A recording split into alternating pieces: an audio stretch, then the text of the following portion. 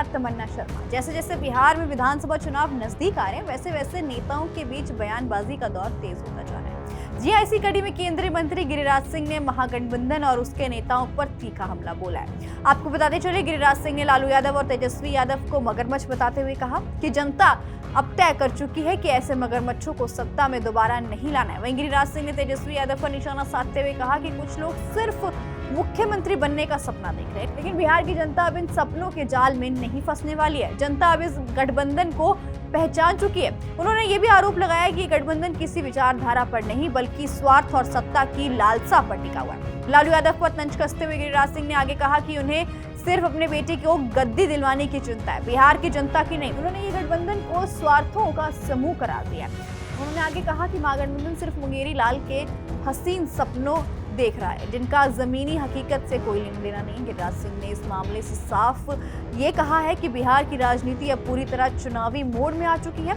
आने वाले दिनों में ये सियासी जंग और भी तेज होने वाली है। वहीं राजनीतिक बयानबाजी के इस दौर में अब ये देखना दिलचस्प होगा कि महागठबंधन की ओर से गिरिराज सिंह के आरोप पर क्या प्रतिक्रिया आती है। इस बीच तेजस्वी यादव ने चुनावी आयोग को लेकर राहुल गांधी की चिंता पर जोर समर्थन दिया है।